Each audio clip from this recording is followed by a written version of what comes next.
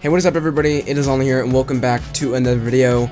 So, it's August now and we're pretty much at the halfway point of the year, if not past it, and a lot of people are already talking about 2017's Game of the Year, but, I figured it would be cool to talk about the past year's Game of the Years, things like 2012 to 2017, kind of like the past 5 years. I actually got this video topic suggested by Fog, and it's also a video that I've been thinking about doing for a while now, ever since I saw people like Kinda Funny do it, so yeah, I figured I'd go over the games that came out that year and pick off like the best one that I enjoyed that year. I don't necessarily needed to play the game that certain year, so like, things like Bloodborne that I only got to play this year doesn't really count for like, 2017, it counts for the year it came out, which is 2015. So yeah, with that being said, I'll just hop right onto the list. So 2012 was a great year for gaming because it was like towards the end of the PS3 life cycle and we saw quite a bit of good games, but moving past the PS3 side, we did see a big release on the PC, and that was CSGO. Now CSGO was a great game, it still is to this day. It's honestly like one of the biggest phenomenons with like Overwatch as of recently, so yeah, when talking about CSGO, I guess, the amount of hours I have explains enough. I have like 400 hours onto that game, which is crazy over the past couple years. I did not play it back in 2012 when it did come out, but I think I played it like 2014, 2013, something like that. And yeah, what else can I say? It's a great game, it's like one of the most competitive games out there if you want to watch it, like in terms of esports. The competitive aspect of that game is crazy and just super fun to play, especially with friends.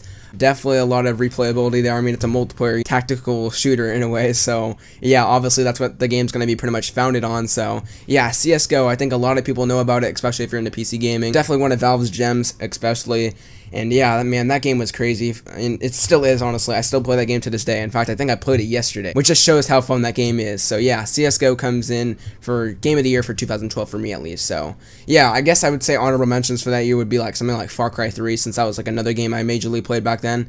So yeah, Far Cry 3 was also a great release, but comparing it to the other games that came out that year, CSGO just obviously remains on top for me, at least. So yeah, CSGO, great game, man. Yeah, just a great game overall. So 2013 was a great year. I think 2013 has been the best year in gaming for at least the past 5 years, at least. We saw the announcement of the PS4, the release of the PS4. We saw great games like The Last of Us, GTA 5, Tomb Raider, BioShock Infinite. But if I had to pick one title that stood out to me that year that just, stood out from the rest, it would just easily be The Last of Us. I think everybody sees this coming. Last of Us is one of my favorite games of all time. Just the amount of unknown with that game going into it, and just the amount of surprise that I actually got from that game, because, I was still in that whole Uncharted 4 hype mode when The Last of Us came out. I was still kind of didn't really care about it, I guess you could say.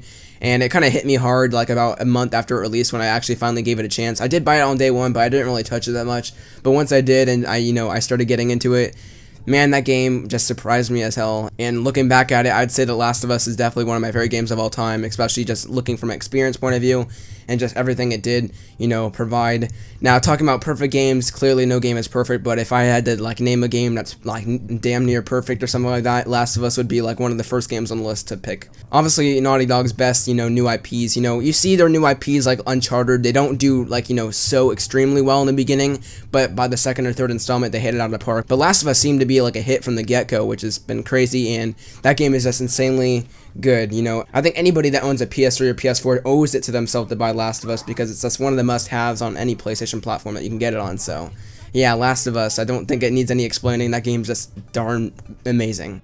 So 2014 is probably the worst and most depressing year because we didn't really see that much, in terms of releases, at least in terms of quality releases. It's the first year of the PS4, year one, you usually don't get the best, games, to say the least. It's usually like found in the later years / the mid-cycle, so 2014 was quite a depressing year, but we did see like releases of like Shadow of Mordor, South Park, and just some other games like that. But looking at that year, I didn't really play much, but looking at the year as a whole, the main game that really stood out to me was just Wolfenstein: The New Order, and that might be a big shock because a lot of people don't hear me talk about the game that much, but when talking about FPSs, that's honestly one of the most underrated FPSs out there. Whenever people talk about, shooters, it's always Battlefield or Call of Duty, but people like to dismiss Wolfenstein for some reason. I think it's just because it doesn't have a multiplayer component. Wolfenstein very much heavily regards on their, like, single-player campaign when they're promoting it, obviously, because it's, like, the only thing they have in it. But, man, just talking about a quality single-player campaign, Wolfenstein usually has the most out of it, and there is a reason why the Wolfenstein 2, The New Colossus, is one of my most anticipated games for the rest of this year, and that's because of how darn good Wolfenstein: The New Order was. So yeah, Wolfenstein: The New Order was a great game, definitely recommend it. I know a lot of people haven't played it, and just looking at 2014, I think that's like the strongest out of there.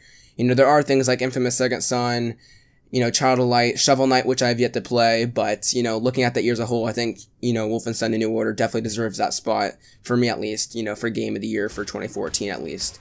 So 2015 was a great year, I'd say, you know, it really was like that turning point for the generation, I guess you could say, at least for PlayStation side, because of all their, you know, exclusives that came out that year. But the two main ones that, you know, stood out to me, at least, were Until Dawn and Bloodborne. Now, Bloodborne was the game I did buy at launch, but didn't really get that far, ended up just selling it back. You know, it wasn't for me, really. I didn't realize it was for me until about 2 years later when I actually jumped into it. This is about a couple months back. I bought it on sale for, like, the 2016 holiday, you know, sale on PSN. And what can I say? I absolutely got, like, hooked by the game. And the game's just phenomenal. I'd just say it's probably simply one of the best games on the PS4 in terms of exclusives and just in terms of overall. You know, there's a reason why people say, you know, the Soulsborne franchise is maybe at its best with Bloodborne compared to other games in the Dark Souls trilogy, which is just absolutely crazy to see. And yeah, they knocked it out of the park with Bloodborne. The atmosphere and the gameplay are like the two biggest things going for it.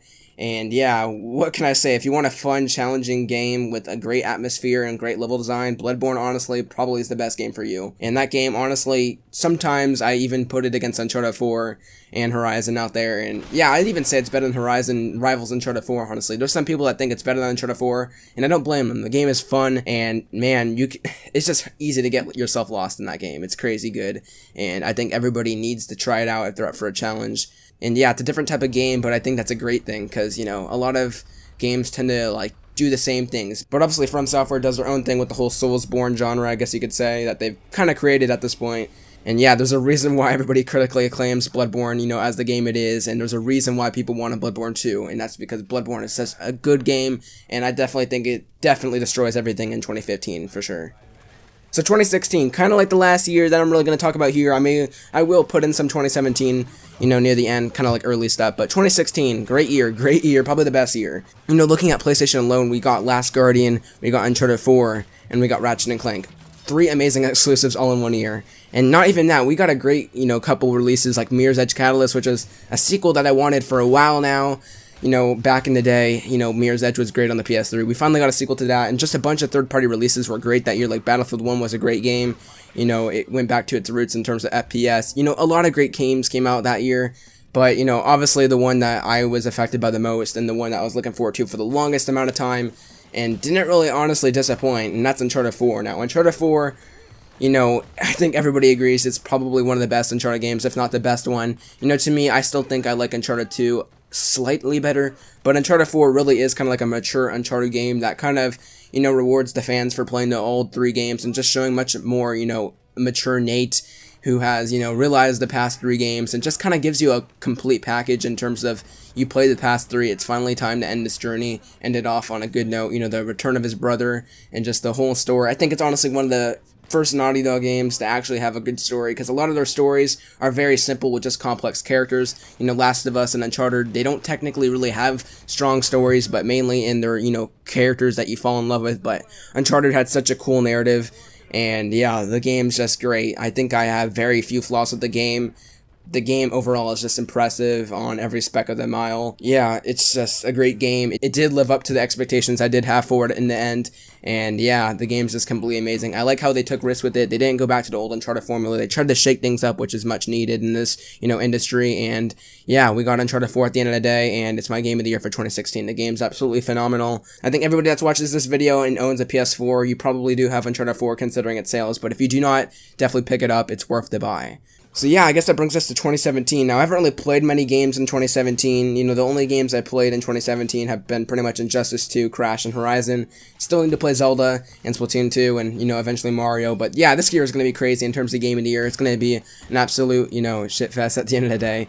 You know, things like Uncharted Lost Legacy and Mario have yet to release, and those things competing each other is just going to be crazy, as well as, you know, we already got Horizon and Zelda, which is crazy. So yeah, this year is definitely on a strong note, but I definitely would say the game that definitely stood out the most for me this year would be between Horizon and Crash. Now, Horizon's a great new IP. I definitely think it deserves on every speck of the mile in terms of new game, but I also been having a lot of fun with Crash, so it's going to be very interesting. But for right now, I'd probably say Horizon, just because of how good, you know, Guerrilla's first attempt was at a new IP, so yeah, Guerrilla definitely made a great job with Horizon. You know, you never really see a studio strike it that nail on for a first attempt, at least for a new IP, and Guerrilla seemed to nail it almost head on completely, and I can only imagine what Horizon 2 would be. So yeah, I guess that's some early speculation in terms of, you know, Game of the Year for 2017, but that has been pretty much my list for the past 5 years. Very much interested in seeing your guys' list. This is going to be crazy. You know, of course, try to keep it civil. It's just opinions at the end of the day, so yeah, if you have a different opinion than mine, just make sure to leave it down in the comments down below. And yeah, guys, I've been Online. Thank you guys so much for watching this video. Make sure to leave a like if you haven't already, subscribe if you are new here, and I'll see you guys in the next video. Peace out.